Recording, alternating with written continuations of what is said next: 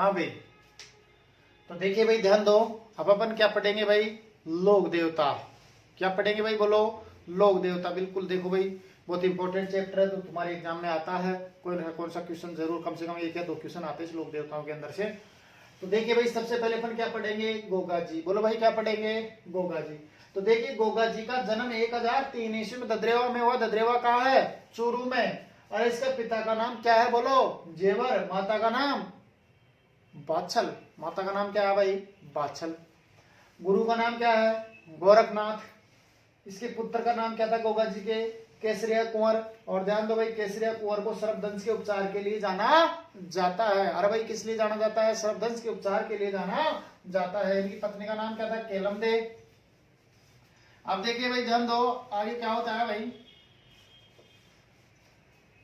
अरे इस गोगा जी ने महमूद गजनवी के साथ क्या किया भाई? युद्ध किया। अरे गोगा जी ने महमूद गजनवी के साथ युद्ध किया। और ध्यान दो भाई, देखो, इतना भयंकर युद्ध किया कि अंत में इस महमूद गजनवी ने गोगा जी को साक्षात जाहर पीर का लोक देवता कहा। बोलो भाई, साक्षात जाहर पीर का क्या कहा भाई? लोक देवता कहा। अच्छा, अब देखिए भाई, ध्यान दो, इतना भयंकर युद्ध किया, इतना भयंकर युद्ध किया कि गोगा जी का सर तो कट करके वहीं गिर गया ददरिया चूरू में। और नीचे का पोर्शन धड़ लड़ता लड़ता गोगा मेडी हनुमानगढ़ में जा पहुंचा भाई। तो देखो एग्जाम में क्वेश्चन क्या बनता है कि गोगा जी की शीर्ष मेडी, कौन सी मेडी? शीर्ष मेडी।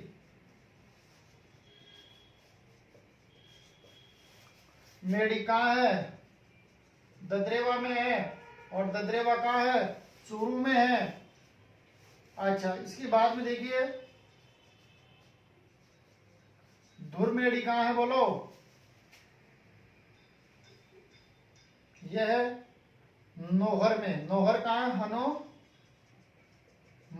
में। और इस धुरमेड़ी को अपन गोगा मेड़ी भी कहते हैं। बोलो भाई, क्या कहते हैं? धुरमेड़ी को ही गोगा मेड़ी भी कहा जाता है। तो ध्यान दो, एक बार यहाँ तक ध्यान दो, फिर आपको इधर दिखेगा नहीं, फिर मैं दोबारा और लिखूंगा भी। तो एक बार पहले तो ये बताओ, देखिए भाई, अपन क्या पढ़ रहे हैं? लोक देवता। बोलो, क्या पढ़ रहे हैं? लोक देवता। तो मैंने आपको भी थोड़ी देर पहले बताया था कि मारवाड़ के पंचपीरों में कितने लोक देवता आते हैं? 5। कितने आते हैं? 5। 5 कौन कौन से? राहा में गोपा। कौन कौन से आते हैं भाई? राहा में गोपा। नहीं दिखा आपको? इधर देखिए भाई, कौन कौन से आते हैं मारवाड़ के पंचपीरों में? नहीं दिखा? या देखो, राहा में गोपा, ये मारवाड़ के पंचपीरों में आते हैं भाई। रासे रामदेव जी, ऐसे हड़बू जी, में से मियाजी मांगलिया, गोसे गोगा जी, पासे पापू जी। रामदेव जी, हड़बू जी, मियाजी मांगलिया, गोगा जी और पापू जी 5 पीरों में आते हैं मारवाड़ के 5 लोक देवता। तो ध्यान दो एक बार, सबसे पहले अपन क्या पढ़ रहे हैं? गोगा जी। तो गोगा जी का जन्म 1003 ईस्वी में कहाँ हुआ? ददरेवा। ददरेवा कहाँ है? चूरू में। इसके पिता का नाम क्या था? जेवर। माता का नाम क्या था? बाछल। गुरु का नाम गोरखनाथ। पुत्र का नाम केसरिया कुंवर।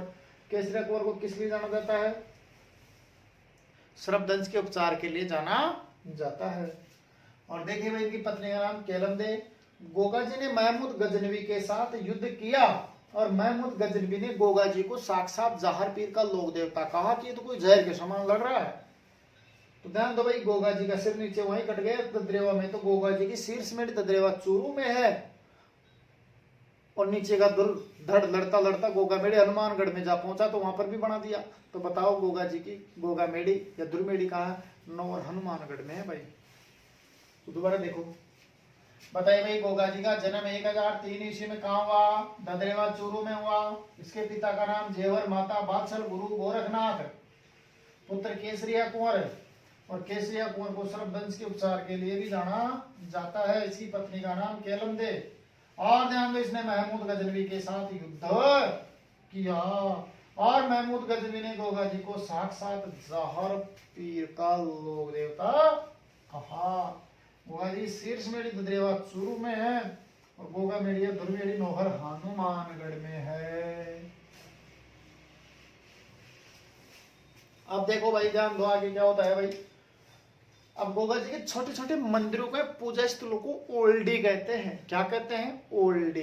तो एग्जाम में क्वेश्चन बनता है कि गोगा जी की ओल्डी कहाँ है, बताओ। सांचौर में, और सांचौर कहाँ है? जालोर में है भाई। तो गोगा जी ओल्डी सांचौर में, सांचौर जालोर में है। फिर देखिए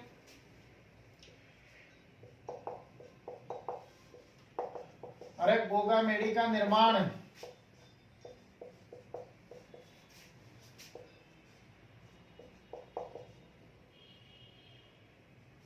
फिरोज शाह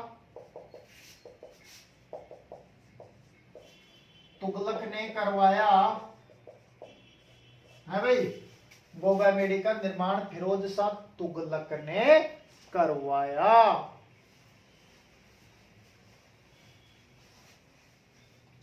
और दूसरी बात देखो, गोगा मेड़ी की आकृति कैसी है? मकबरा नुमा है। अरे गोगा मेड़ी की आकृति कैसी है? मकबरा नुमा है। और ध्यान दो, इस गोगा मेड़ी के सामने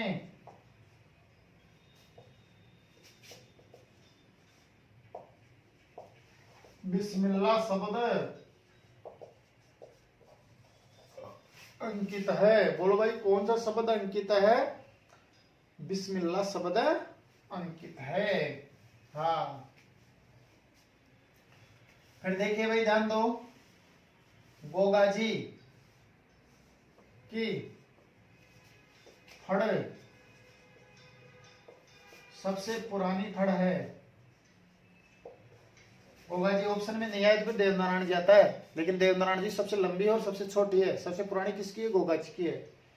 अच्छा, फिर देखिए भाई ध्यान दो, इस गोगा जी को भी एक तरह से ध्यान दो भाई, सांपों का लोक देवता कहा जाता है। सांपों का लोक देवता कहा जाता है। लेकिन ध्यान दो, सांपों के लोक देवता के रूप में दो लोक देवताओं को जाना जाता है, एक तो तेजा जी और एक गोगा जी। और तेजा जी और गोगा जी दोनों ऑप्शन में रहे तो फिर तो तेजा जी आता है। क्या आता है? बोलो दोबारा बोलो, तेजा जी। लेकिन सर्पदंश के उपचार के लिए लोक देवताओं के रूप में सांपों के में दो, तेजा जी और गोगा जी, दोनों ऑप्शन में रहे और पूछा जाए कि सांपों का लोक देवता किसको कहा जाता है, दोनों अलग अलग में रहे तो फिर तेजा जी देना है। लेकिन ऐसा होता नहीं, दोनों एक साथ डालते हैं तो आ जाए। तेजा जी का नाम मैंने बता दिया आपको।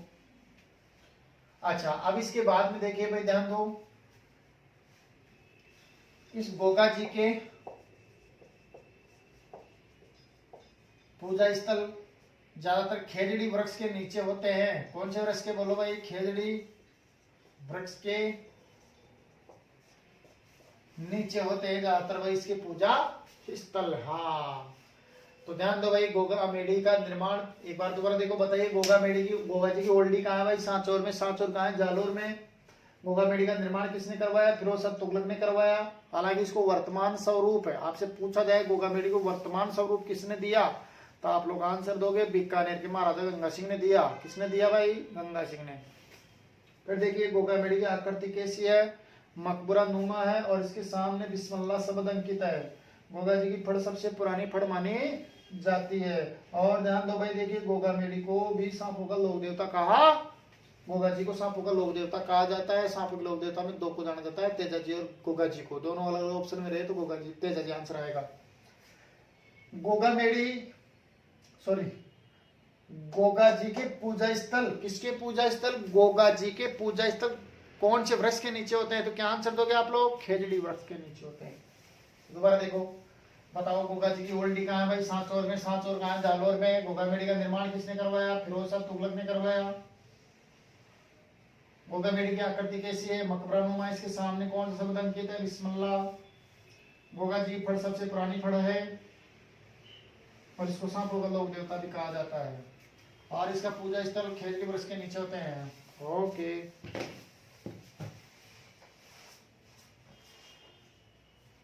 अब देखिए भाई आगे ध्यान दो, गोगा जी के बाद में देखिए भाई अब अपन पढ़ेंगे। बोलो भाई कौन सा लोक देवता? रामदेव जी। बोलो भाई कौन सा पढ़ेंगे? रामदेव रामदेव जी।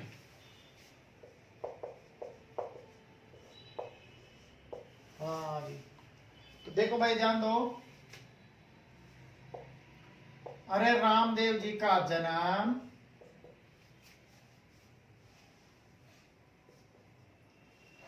1405 ईस्वी में उड़ू काश्मीर बाड़मेर में हुआ। बोलो भाई कहां पर हुआ इसका जन्म? 1405 ईस्वी में उड़ू काश्मीर में हुआ। उड़ू काश्मीर कहाँ है? बाड़मेर में है। अच्छा देखिए भाई ध्यान दो। रामदेव जी के पिता का नाम अजमल, माता मेणा दे, माता का नाम मेणा दे, गुरु का नाम बालीनाथ है।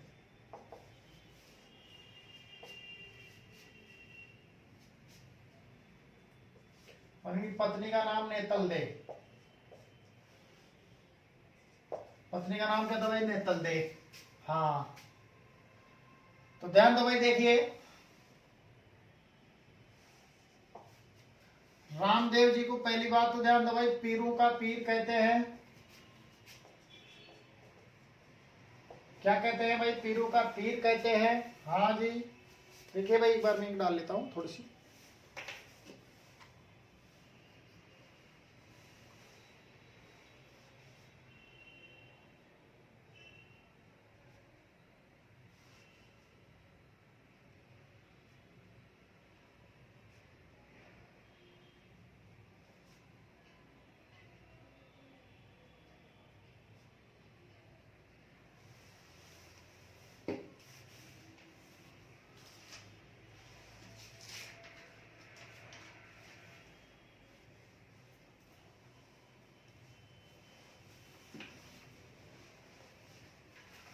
तो देखिए भाई, पीरू का पीर कहते हैं।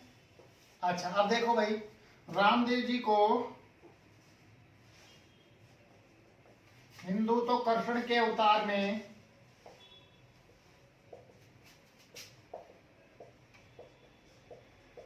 और देखिए भाई मुस्लिम रामसा पीर,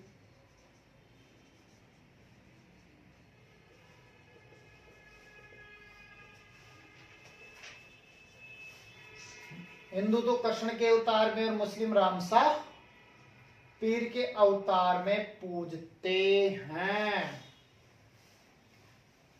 अच्छा अब देखिए भाई ध्यान दो, देखो अरे रामदेव जी ने जीवित समाधि ली थी। समाधि कहाँ ली थी बताओ? रुणेचा में। बोलो भाई कहाँ ली थी? रुणेचा में ली थी। और ये रुणेचा कहाँ है? पोखरण में। और पोखरण कहाँ है? बोलो जैसलमेर में। पोखरण कहाँ है? जैसलमेर में। तो देखिए भाई, इस रामदेव जी का जो मेला भी कहाँ लगता है? रुणेचा में लगता है। अरे कहाँ लगता है? रुणेचा में। रुणेचा वही पोखरण में। पोखरण कहाँ है बताओ? जैसलमेर में। अब सुनो देखो, इस रामदेव जी का मेला कब लगता है बताओ भाई? भाद्र शुक्ल 2 से लेकर एकादशी तक, यानी 11 तक लगता है। चलो एक बार यहां तक ही देखो। देखिए भाई, रामदेव जी का जन्म 1405 ईस्वी में, रामदेव जी का जन्म 1405 ईस्वी में कहाँ लगता है? उड़ू काश्मीर में लगता है। उड़ू काश्मीर कहाँ है? ओ सॉरी, रामदेव जी का जन्म 1405 ईस्वी में उड़ू काश्मीर में। उड़ू काश्मीर कहाँ है भाई? बाड़मेर में। रामदेव जी के पिता का नाम क्या था? बोलो अजमल, माता का नाम मेणा दे, गुरु का नाम बालीनाथ, पत्नी का नाम नेतल दे था। और ध्यान दो भाई, रामदेव जी को पीरों का पीर कहा जाता है। और रामदेव जी को हिंदू तो कृष्ण के अवतार में और मुस्लिम रामसा पीर के अवतार में पूजते हैं। और रामदेव जी ने समाधि रुणेचा में ली थी। रुणेचा पोखरण में, पोखरण जैसलमेर में है। और रामदेव जी का मेला रुणेचा पोखरण जैसलमेर में लगता है। मेला भाद्र मास की शुक्ल पक्ष की 2 से लेकर एकादशी यानी 11 तक लगता है। दोबारा देखो भाई, बताइए भाई, रामदेव जी का जन्म 1405 ईस्वी में कहाँ हुआ था? आंसर दो। उड़ू काश्मीर में। उड़ू काश्मीर कहाँ? बाड़मेर में। इसके पिता का नाम अजबल, माता का नाम मैणा दे, गुरु का नाम बालीनाथ, पत्नी का नाम नेतल दे। और इसको पीरू का क्या कहते हैं? पीर कहते हैं। और रामदेव जी को हिंदू तो कृष्ण के अवतार में पूजते हैं और मुस्लिम रामसा पीर के अवतार में पूजते हैं। और रामदेव जी ने समाधि रुणेचा पोखर जैसलमेर में ली थी। इसका मेला भी वहीं लगता है। और ध्यान दो भाई, मेला भाद्र मासी शुक्ल पक्ष से 2 से लेकर 11 तक लगता है। और मैंने आपको कल बताया था कि मेले का आकर्षण का केंद्र क्या है? 13 ताली नृत्य। बोलो भाई क्या है? 13 ताली नृत्य। ठीक है ना भाई? हाँ, तो देखिए भाई ध्यान दो, रामदेव जी ने कांवड़िया पंथ चलाया। तो बताओ भाई, कांवड़िया पंथ किसने चलाया था? रामदेव जी ने। और इस कांवड़ जाति की महिलाएं ही ये 13 ताली नृत्य करती है। तो देखो भाई, रामदेव जी ने कांवड़िया पंथ चलाया और कांवड़ जाति की महिलाएं ही 13 ताली नृत्य करती है। अच्छा, अब देखो भाई ध्यान दो, आप लोग मुझे बताओ भाई, छोटा रामदेवरा कहाँ है? गुजरात में। और देखिए रामदेव जी का एक मंदिर है जोधपुर की मसूरिया पहाड़ी पर भी बना हुआ है।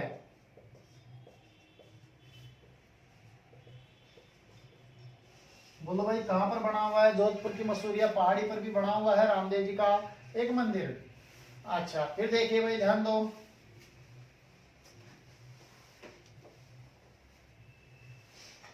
देखिए रामदेव जी ने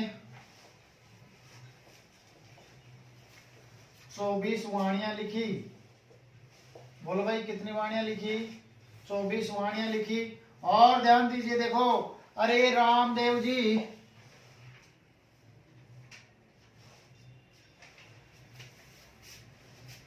देखिए भाई, ये रामदेव जी, ध्यान दो भाई, एकमात्र ऐसे लोक देवता थे। अरे रामदेव जी देखो, एकमात्र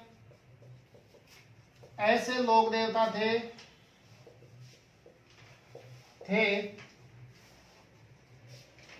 जो कवि और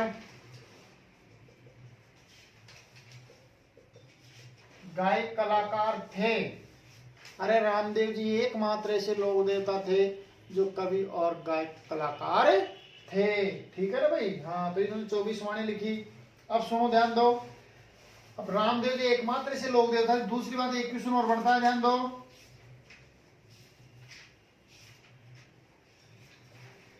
रामदेव जी एकमात्र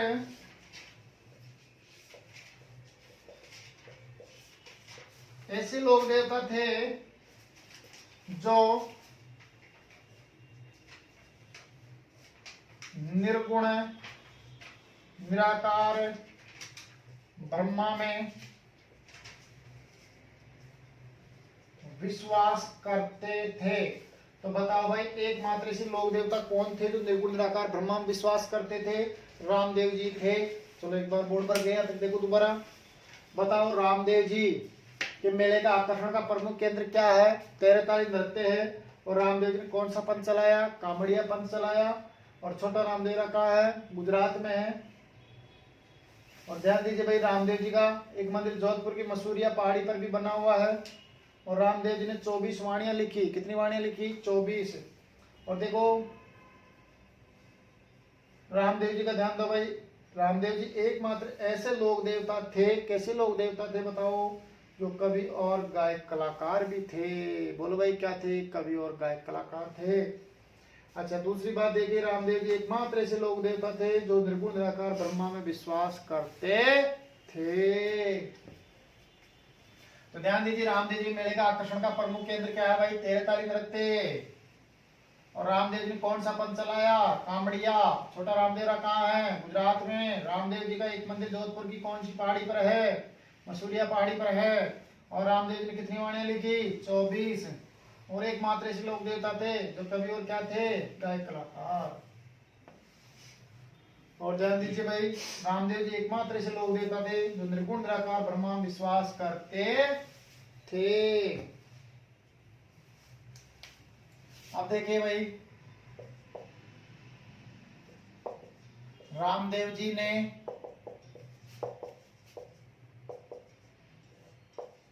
मेघवाल जाति की लड़की डालीबाई को अपनी बहन बनाया। ध्यान दो भाई, रामदेव जी ने मेघवाल जाति की लड़की डालीबाई को क्या बनाया था? अपनी बहन बनाया था भाई, ठीक है। हाँ, और देखो भाई, रामदेव जी की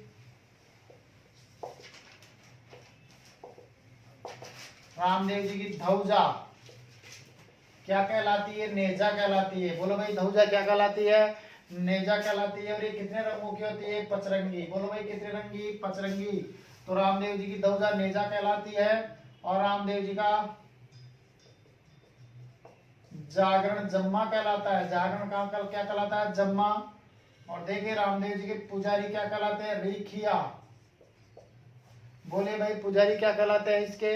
रीखिया कहलाते हैं। हाँ, और ध्यान दो, मेघवाल जाति के पुजारी होते हैं भाई, वो रीखिया कहलाते हैं भाई, ठीक है ना भाई। हाँ, और रामदेव जी के भक्तों को क्या कहते हैं?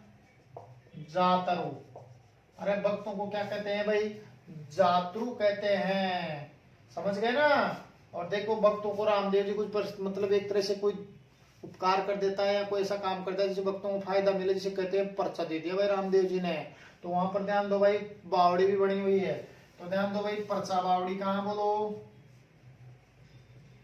अरे, पर्चा बावड़ी रामदेवरा में है। पर्चा बावड़ी कहाँ भाई? रामदेवरा में ही है, ठीक है भाई। हाँ, और देखिए, रामदेवरा में ये समझ लो भाई, रामदेवरा में या रुणेचा पोखरण जैसलमेर में, रामदेवरा में देखो भाई, रामदेव जी के मंदिर का निर्माण, रामदेव जी का मंदिर किसने बनवाया था? गंगा सिंह ने।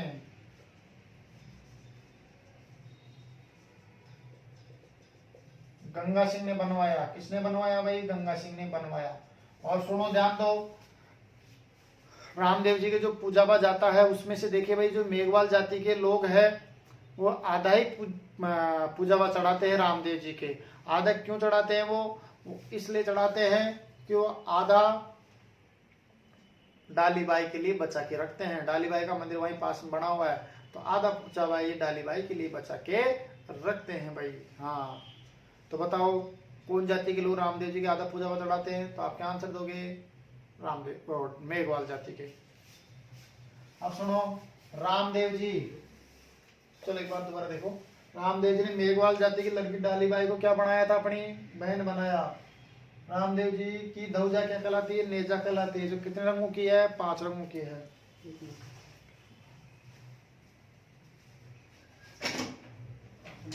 जागरण क्या कहलाता है? जम्मा। पुजारी क्या कहलाते हैं? रेखिया। भक्तों क्या कहते हैं? जातरू। पर्चा बावड़ी कहाँ है? रामदेवरा में है। और रामदेवरा में रामदेव जी के मंदिर का निर्माण किसने करवाया? गंगा सिंह ने करवाया। अरे भाई, किसने करवाया? गंगा सिंह ने करवाया। एक बार दोबारा देखो, बताओ, रामदेव जी ने मेघवाल जाति की लड़की डालीबाई को अपनी क्या बनाया? बहन। और रामदेव जी की धौजा क्या कहलाती है? नेजा। जो कितने रंगों की है? 5 रंगों की। जागरण क्या कहलाता है? जम्मा। पुजारी रीखिया। भक्तों क्या कहते हैं? जातरू। बताइए, पर्चा बावड़ी कहाँ है? रामदेवरा में। और रामदेवरा में रामदेव जी का मंदिर किसने बनवाया भाई? गंगा सिंह ने। और देखो,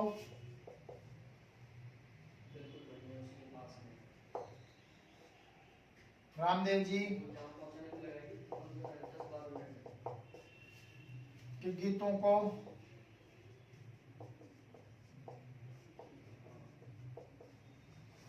ब्यावले कहते हैं। अरे, रामदेव जी गीतों को क्या कहते हैं भाई? ब्यावले कहते हैं, ठीक है ना भाई। हाँ,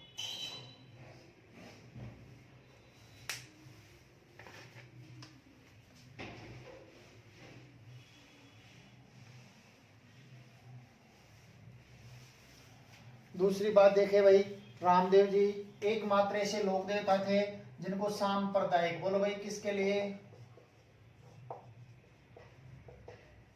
रामदेव जी एकमात्र ऐसे लोक देवता थे जिनको सांप्रदायिक सद्भावना के लिए जाना जाता है। समझ गए ना आप लोग? तो सांप्रदायिक सद्भावना के लिए कौन से लोक देवता को जाना जाता है? रामदेव जी को।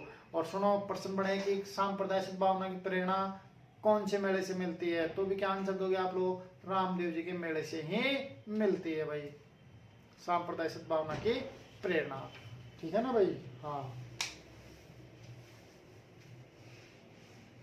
तो ये थे भाई कौन? अपने रामदेव जी। ठीक है भाई? हाँ, तो अब एक लोक देवता और पढ़ो भाई आप लोग। देखो,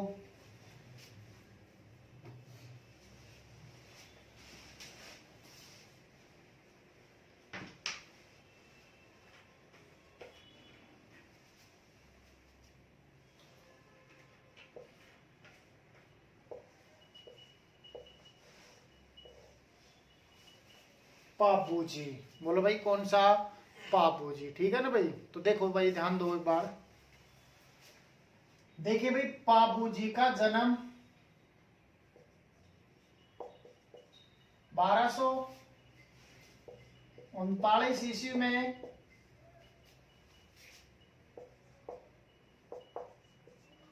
कोल्लू गांव में हुआ। कोल्लू गांव फलोदी में है, और फलोदी कहाँ है भाई? जोधपुर में है। हाँ, तो एक बार दोबारा देखो, पापू जी का जन्म 1239 ईस्वी में कहाँ हुआ था? कोल्लू गांव में हुआ था। कोल्लू गांव फलोदी में, फलोदी कहाँ है? जोधपुर में। अच्छा देखिए भाई, पापू जी को लक्ष्मण का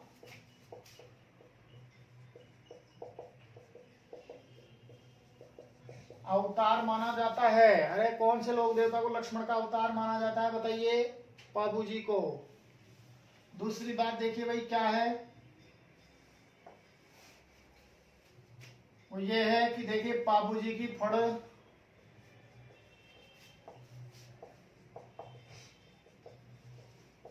सबसे लोकप्रिय फड़ है। अरे भाई कौन से लोक देवता की फड़ सबसे लोकप्रिय फड़ है बताओ? पापू जी की। हाँ, पापू जी की फड़, बिल्कुल सही बात है भाई, सबसे लोकप्रिय फड़ मानी जाती है। अच्छा दूसरी बात देखिए भाई,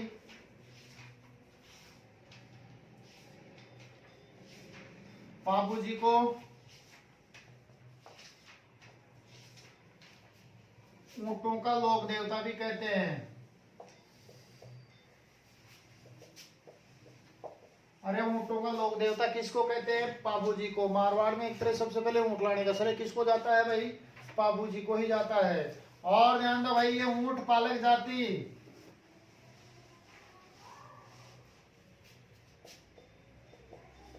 रायकाया रेबारी कहलाती है।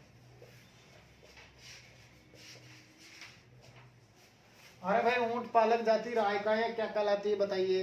रेबारी कहलाती है।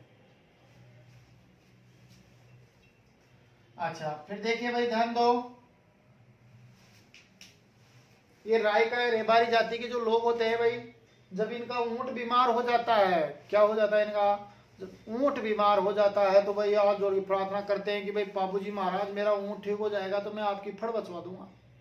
तो ध्यान दो भाई, जब इनका ऊंट ठीक हो जाता है तो ये लोग, ध्यान दो भाई, पापू जी की फड़ बचवाते हैं। क्या बचवाते हैं बोलो? पापू जी की फड़ बचवाते हैं। और कौन सी जाति के भोपों द्वारा बचवाते हैं? तो ये याद रखना, आप लोग लिख लेना अपने नोट्स में, नाइक जाति के भोपों के द्वारा। अरे कौन जाति के भोपों के द्वारा? नाइक जाति के भोपों के द्वारा ये पापू जी की फड़ बचवाते हैं। और ये चीज भी याद रखना कि पापू जी की फड़ को बांचते समय रावण हत्ता, कौन सा? रावण हत्ता वाद्य यंत्र बजाया जाता है। और देखिए भाई, रावण हत्ता वाद्य यंत्र आधे कटे नारियल के समान होता है। अरे रावण हत्ता वाद्य यंत्र कैसा होता है बोलो? आधे कटे नारियल के समान होता है, जिसमें कुल 9 तार होते हैं। कितने तार होते हैं भाई? 9 तार होते हैं। अब देखो भाई, ध्यान दो,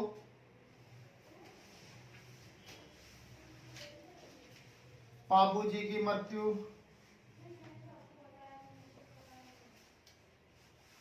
बताइए भाई कैसे हुई थी? जिंदराव खींची से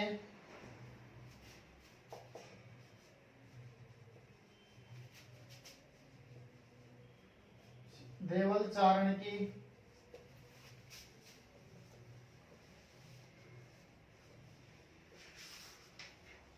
गायें छुड़वाते समय हुई। देवल चारण की गायें छुड़वाते समय हुई, ठीक है ना भाई। तो इसकी एक तरह से मृत्यु गायें छुड़वाते समय हुई थी। देवल चारण की गायें छुड़वाते समय किसे छुड़वा रहा था? जिंदराव खींची से।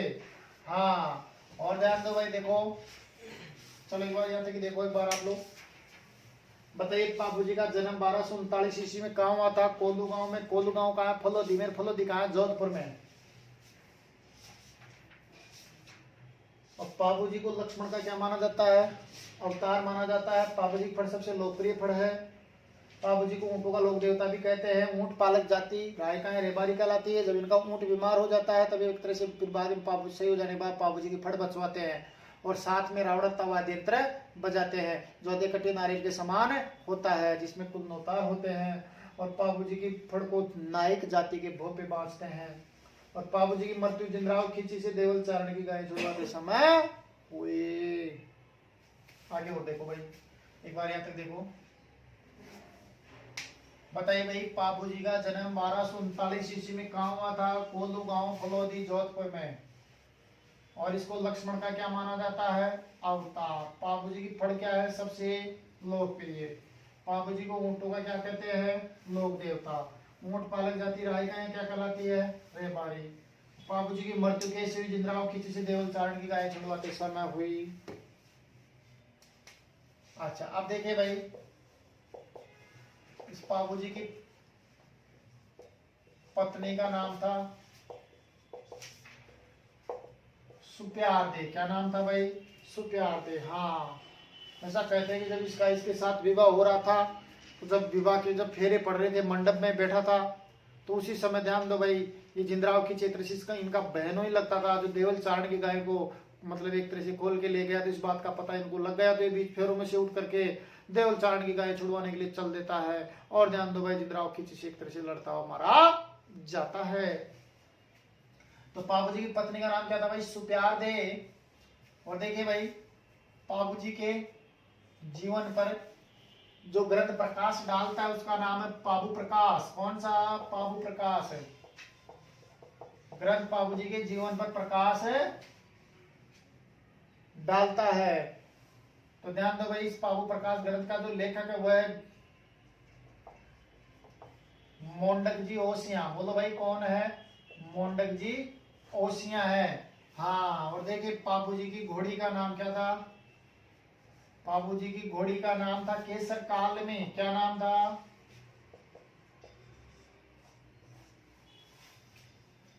केसर काल में था भाई। किसकी घोड़ी का नाम बताओ? बाबूजी की घोड़ी का नाम केसर काल में था। एक बार दोबारा देखो, बताइए भाई, बाबूजी की पत्नी का नाम क्या था? सुप्यार दे। बाबू प्रकाश ग्रंथ बाबूजी के जीवन पर प्रकाश डालता है, जिसका लेखक मोंडक जी ओसिया है। और बाबूजी की घोड़ी का नाम क्या था भाई? केसर काल में। तो बाबूजी को लक्ष्मण का अवतार माना जाता है, ठीक है ना भाई। हाँ, तो आज यही लोक देवता पढ़ेंगे, बाकी कब पढ़ेंगे भाई? अपन कल पढ़ेंगे भाई, ठीक है। ओके, ठीक है सर।